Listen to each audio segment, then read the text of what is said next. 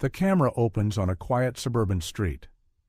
It's late afternoon, the golden hour casting long shadows across the neighborhood. At the far end of the street, the camera zooms in on an old white woman's house. The house looks dark and unwelcoming, with dead plants in the yard and peeling paint on the walls. The windows are shut tightly, blocking any sunlight from entering. In stark contrast, next door is the Black family's home. The sun is still shining brightly on their welcoming porch, where the father is working on the garden, the mother is chatting with a neighbor, and their teenage child is laughing as they play basketball on the driveway. The house is well kept, with bright flowers and a sense of warmth radiating from it. The camera shifts focus to the old woman.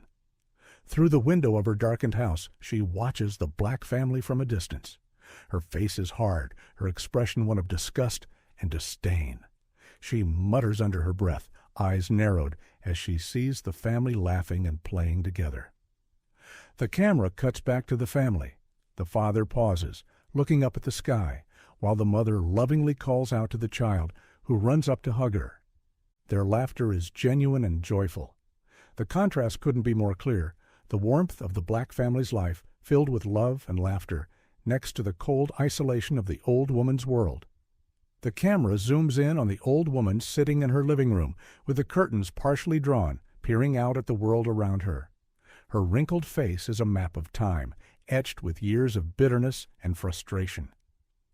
She's lived in this neighborhood for over 30 years, holding on to beliefs that time couldn't change. Over the years, she built walls around herself, walls of hatred and mistrust, especially against those she saw as different. She's seen the neighborhood change over the years, new families, younger generations, but she never accepted those outsiders. She kept to herself, avoiding contact with anyone who didn't share her background. The camera shows a brief montage of her interactions with neighbors over the years, a quick, dismissive wave, cold looks, and moments where she refuses to engage. Her behavior, cut to the present. The old woman is standing at her window, her arms folded tightly across her chest, watching as the Black family walks to their car to leave for a family outing. Her expression is one of disdain. She mutters under her breath, "They don't belong here." The camera focuses on her rude, muttering behavior as she makes a sarcastic comment about the family being too loud when the father and child are laughing together. In contrast, the family outside remains oblivious, too busy enjoying their lives to pay attention to her. At one point, the old woman bumps into the Black family's father at the mailbox. She doesn't greet him. Instead, she glares, muttering a derogatory remark under her breath. The father, though obviously aware of her feelings, simply nods, saying nothing, and walks away with a calm demeanor.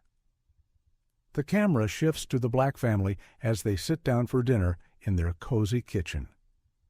The father briefly mentions the woman's behavior, shaking his head. "She's been like that for as long as I remember, but we can't let that get to us." The mother adds, smiling reassuringly, "We're happy, and that's all that matters." The teenage child nods in agreement, but looks troubled. "I know, but it still feels wrong." Despite their awareness of her prejudice, the Black family has decided to ignore her. They continue to smile, to live their lives with joy, and to be polite in every encounter. The camera shows them interacting with other neighbors, laughing and exchanging pleasantries. Even as the old woman's harsh words and behavior are evident, they refuse to stoop to her level, maintaining their dignity and compassion. Family success. The camera opens with a beautiful morning scene at the Black family's house. The father is stepping out of a sleek black car, his business attire sharp and professional. The camera briefly flashes to his office, where he's in a meeting, leading a successful business. He shakes hands with clients, clearly respected in his field. The camera then cuts to the mother, dressed in her doctor's coat, carefully consulting with the patient. She smiles as she gives a diagnosis, her confidence and expertise evident. The teenage child is shown in a classroom, raising their hand to answer a difficult question. The teacher nods in approval, impressed by the student's intelligence. As the child walks home from school, a group of their peers high-five them, clearly popular and well-liked. The camera captures the family together for dinner in their modern, stylish kitchen, laughing and talking about their day. The family's success is undeniable. Each member is thriving in their own right, and they continue to maintain their loving, tight-knit family bond. The old woman's growing hatred. As the camera shifts to the old woman's house, the contrast is clear. Her curtains are drawn, and she sits, staring out the window with bitter eyes, watching the family's success from a distance. Her once cold, isolated home now feels even more suffocating. What have they done to this place? They're taking over. The camera shows her walking down the street, eyeing the Black family as they tend to their garden. She mutters under her breath, accusing them of ruining the neighborhood, calling them invaders. She walks with a cane, but there's a fire in her eyes, a growing sense of resentment that is building with each passing day. She starts making snide remarks to other neighbors, gossiping about how the Black family is now at the top of the neighborhood's social and professional circles. The old woman accuses them of showing off and stealing all the opportunities. Her jealousy grows stronger, and the bitterness inside her is palpable. Impact on the family. Despite the old woman's growing hostility, the Black family remains unaffected by her behavior.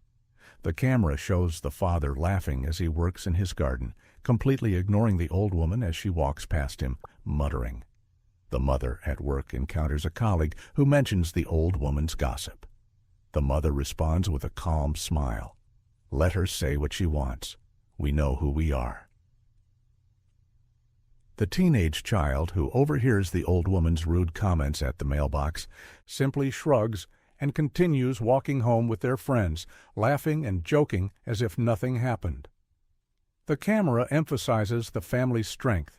They are resolute in their positivity and refuse to let the old woman's words define them. Their confidence and grace under pressure contrast sharply with the old woman's bitterness and growing resentment. They continue to thrive, their bond stronger than ever, while the old woman spirals deeper into her hatred. The scene opens on a stormy night. The camera focuses on the old woman, walking slowly across her living room, holding onto furniture as she makes her way to the kitchen. The light flickers, adding a sense of unease. She suddenly stumbles, falling hard to the floor. The room grows silent, and her breathing becomes heavy and uneven. The camera zooms in on her hand, reaching for the phone, but it falls out of reach as she slips into unconsciousness. The camera cuts to a hospital scene. The old woman is in a bed, hooked up to monitors. Doctors rush in and out, and a nurse speaks quietly to a doctor about the situation. The years of isolation, bitterness, and hate had finally caught up with her. It's clear that she's had a stroke or a similar health emergency, leaving her temporarily paralyzed and unable to care for herself. The doctor advises that she'll need someone to help her with daily tasks for a while during her recovery. The camera now shifts to the old woman's family. The phone rings, and the camera zooms in on her daughter's face as she reads the message about her mother's condition. Her expression hardens, and she dismisses the message without responding. Another cut shows her son, who, upon receiving the news, shakes his head and walks away. It's evident that her family abandons her, not willing to offer any support. The old woman is left to face her crisis alone. The camera returns to the old woman, now back in her house, looking weak and fragile, lying in her bed, staring at the ceiling with no one to care for her. Loneliness and regret are evident in her eyes as the days pass. Cut to the Black family's house. The camera shows the father and mother talking in their living room, their child doing homework nearby. They receive a call from a neighbor who mentions the old woman's condition, and they exchange a concerned glance. Without a moment's hesitation, the father stands up and says, "We can't ignore this." The mother nods and grabs her coat, and they head out the door, driving to the old woman's house. When they arrive, the camera shows them standing at her doorstep, the house still dark and cold, the old woman's weak form visible through the window. The father knocks on the door, and after a moment, the old woman slowly opens it, her face filled with shock and skepticism. The Black family members step inside, offering warm smiles and helping hands. They begin by bringing her meals, cleaning her house, and doing grocery shopping for her. The teenage child helps to organize the medicine, while the mother offers her comforting words. "We may not have been close, but we believe in helping those in need." The old woman hesitates, clearly uncomfortable, but the family remains patient, not forcing anything on her, just offering help with basic tasks, like cleaning and bringing food. As the camera zooms in on the old woman's face, there's a mix of guilt and surprise. She's shocked at their kindness, but her pride is shaken. What happens when hatred meets kindness? The answer is more powerful than anything the old woman ever imagined. The scene opens in the old woman's living room, where she sits quietly by the window, staring out at the Black family's house next door. The camera slowly pans across her face, capturing the deep reflection in her eyes. Her thoughts are heavy, and the silence speaks volumes. As she watches them, she remembers her previous interactions with the family, the rude comments, the cold stares, and her quick judgments. The camera cuts to a flashback of her younger self, holding up a "No Blacks Allowed" sign and muttering bitter words about people of color, reflecting on the deep-rooted prejudices she had held for so long. But now, as she looks at the family, the truth begins to sink in. They have done nothing to harm her. In fact, they have shown her more kindness than anyone else. Her guilt and regret start to consume her. Her grip on her old beliefs begins to loosen, and for the first time in a long while, she feels the weight of her mistakes. She had spent so many years holding on to her hate. But now, in the silence of her home, the realization came crashing down. Her hatred had robbed her of the chance to know true goodness. The next day, as the old woman is resting in bed, she hears a knock on the door. It's the Black family again, this time with a freshly baked pie and a handmade quilt for her. The father smiles warmly and says, "We thought you might enjoy this. It's been a long week, hasn't it?" The old woman hesitates at first, still caught up in her pride and history of hatred, but she eventually lets them in. As they sit together and talk, the contrast becomes clear. She sees how genuine and kind they are, even though she had always assumed the worst about them. The teenage child tells her about their school projects, the mother talks about helping her patients, and the father shares stories about his work. For the first time, she truly listens, and she begins to see them not as a Black family, but as individuals, people with dreams, struggles, and kindness, just like anyone else.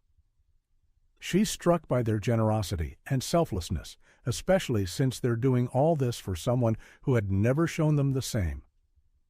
Every laugh, every story shared, every gesture of kindness chipped away at the walls she had built up for years. Later, in the privacy of her home, the old woman struggles to come to terms with her internal conflict. She stands in front of her mirror, looking at herself as she debates what to do. The old beliefs are still there, like whispers in her mind, trying to keep hold of her, but the kindness she's received from the family starts to challenge everything she ever believed. She feels torn. Resentment and anger still simmer inside her. But the growing respect for the family is undeniable. She recalls their patience, their kindness, and how they never judged her for her past actions. The camera shows her clenching her fists in frustration, then relaxing them as she looks at a picture of the Black family on her mantel, a family that had shown her more love than her own blood relatives ever had. Could it be possible? Could she truly change? The idea frightened her, but somewhere deep inside, she knew it was time. The scene opens with the old woman sitting alone in her living room, staring out at the Black family's house once more. The camera focuses on her face, showing a look of intense emotion, confusion, guilt, and deep regret. She stands up, takes a deep breath, and walks over to the door. The weight of what she needs to do is evident in her every movement. As she steps outside, she sees the Black family tending to their garden.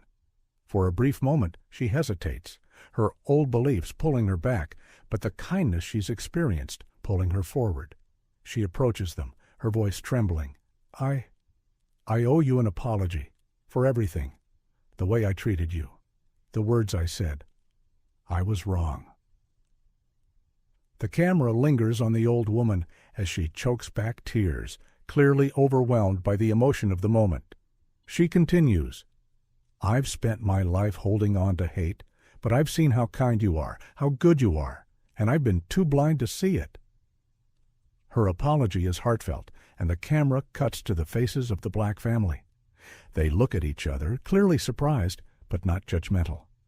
They understand that change doesn't happen overnight, and they can see how genuine her remorse is.